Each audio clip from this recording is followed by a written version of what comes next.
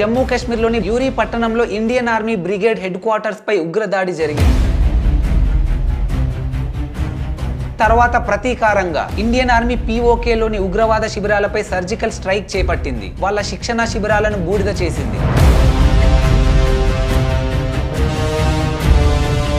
2019లో భారత సైనికులపై పుల్వామాలో మరోసారి దాడి జరిగింది. CRPF 76 బెటాలియన్ కు చెందిన 40 మంది సోల్జర్స్ వీరమరణం పొందారు.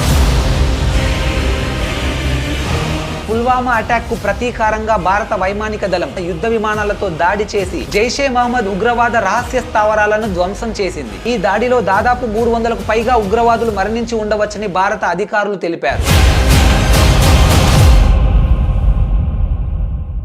అందాల కాశ్మీర్ ఎరుపెక్కింది. ఉగ్రవాదులు టూరిస్టులపై తూటాల వర్షం కురిపించారు. మినీ స్విట్జర్లాండ్ లా పిలువబడే పహల్గామ్లోని బైసారన్ ప్రాంతంలో రక్తాన్ని పారించారు.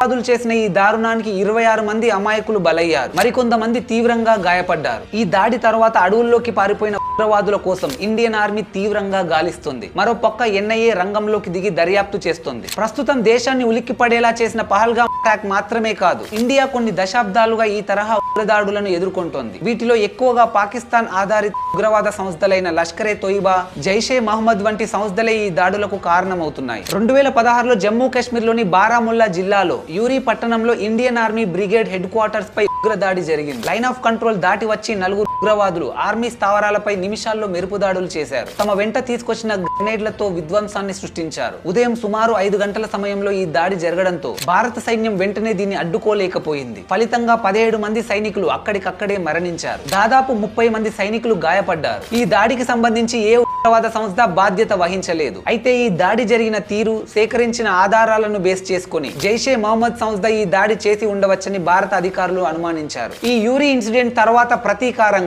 ఇండియన్ ఆర్మీ POKలోని ఉగ్రవాద శిబిరాలపై సర్జికల్ స్ట్రైక్ చేపట్టింది. ఈ ఆపరేషన్ లో ఇండియన్ ఆర్మీ నియంత్రిత రేఖను దాటి ఉగ్రవాదుల స్థావరాలపై దాడి చేసింది. వాళ్ళ శిక్షణ శిబిరాలను బూడిద చేసింది. తట్టపాని, లీపా, భీంబర్, కేల్ ప్రాంతాల్లోని ఉగ్రవాదుల లాంచ్ ప్యాడ్లను నేలమట్టం చేసింది. ఈ సర్జికల్ స్ట్రైక్ లో 35 మందికి పైగా ఉగ్రవాదులు మరణించి ఉండవచ్చని భారత అధికారులు అంచనా వేశారు. రా మరియు మిలిటరీ ఇంటెలిజెన్స్ నుంచి వచ్చిన నిఘా సమాచారం ఈ ఆపరేషన్ సక్సెస్ అవ్వడానికి ఎంతో యూజ్ అయ్యింది. అయితే పాకిస్తాన్ మాత్రం ఈ సర్జికల్ స్ట్రైక్ ను ఖండించింది. ఈ దాడి కేవలం సరిహద్దు కాల్పులు మాత్రమేనని ఈ సర్జికల్ స్ట్రైక్ ని తోసిపుచ్చింది. 2016లో జరిగిన ఈ యూరీ ఘటన తరువాత మళ్ళీ 2019లో భారత సైనికులపై జమ్మూ కాశ్మీర్ పుల్వామాలో మరోసారి దాడి జరిగింది. ఇండియాలో జరిగిన అతిపెద్ద ఉగ్రదాడుల్లో ఇది ఒకటి. 2019లో జమ్మూ నుంచి 78 వాహనాలతో CRPF కాన్వాయ్ శ్రీనగర్ కు బయలుదేరింది. ఈ కాన్వాయ్ లో 2500 మందికి పైగా సైనికులు ఉన్నారు. సైనికుల రాక కోసం ఈ దారిలోనే ఉగ్రవాదులు కారులో వెయిట్ చేశారు. సైనికుల కాన్వాయ్ దగ్గరికి రాగానే ఉగ్రవాదుల కారు వెళ్లి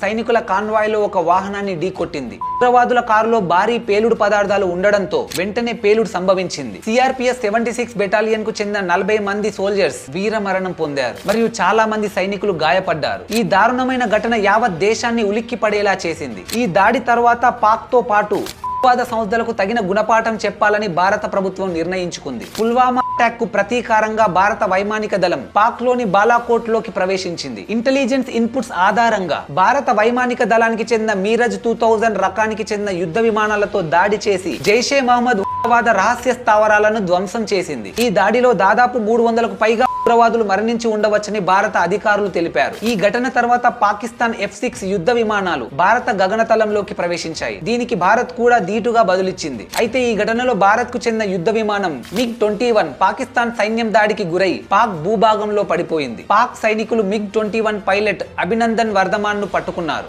అయితే అమెరికాతో పాటు ఇతర దేశాల ఒత్తిడి మేరకు పాకిస్తాన్ అభినందన్ వర్ధమాన్ ను విడుదల చేసింది. పుల్వామా దాడిపై NIA దర్యాప్తు చేపట్టింది. మసూద్ అజార్, అతని సోదరులు అబ్దుల్ రౌఫ్ అస్గర్, మౌలానా అమ్మర్ అల్వీలను ప్రధాన నిందితులుగా ప్రకటించింది. ఈ పుల్వామా దాడికి సంబంధించి మొత్తం 19 మంది పేర్లను ఛార్జ్ షీట్ లో చేర్చింది. భారత అధికారులు చేపట్టిన ఆపరేషన్స్ కారణంగా ఛార్జ్ షీట్ లో పేర్కొన్న వారిలో కొంతమంది ఎన్కౌంటర్ లో మరణించారు అండ్ మరికొంతమంది అరెస్ట్ అయ్యారు. ఇవే కాకుండా గత 20 ఏళ్లలో భారత్ లో భయానక వాతావరణం పుట్టించిన దాడుల వివరాల్లోకి వెళ్తే 2006లో ముంబై లోకల్ ట్రైన్ లో 7 వరుస పేలాయి. ఈ పేలుళ్ల కారణంగా 180 మంది అమాయకులు మరణించారు. 750 మందికి పైగా గాయపడ్డారు. ఈ దాడితో ఏకంగా ముంబై వణికిపోయింది. 2007లో హైదరాబాద్ లోని గోకుల్ చాట్ మరియు లుంబిని పార్క్ ప్రాంతాల్లో బాంబు దాడులు జరిగాయి. ఈ దాడిలో 40 మంది అమాయకులు మరణించగా 150 మంది గాయపడ్డారు. ఇదే కాకుండా 2008లోనే ముంబై ముంబైలోని ప్రముఖ ప్రదేశాలను టార్గెట్ చేసి దాడి చేశారు. Taj Mahal palace hotel, Oberoi hotel, railway station వంటి ప్రదేశాల్లో అమాయకుల రక్తాన్ని ఏరుల్లా పారించారు. ఈ దాడుల్లో ఏకంగా 160 మందికి పైగా ప్రజలు ప్రాణాలు కోల్పోయారు. 300కు పైగా మంది గాయపడ్డారు. 2013 హైదరాబాద్ లోని దిల్సుఖ్ నగర్ ప్రాంతంలో జరిగిన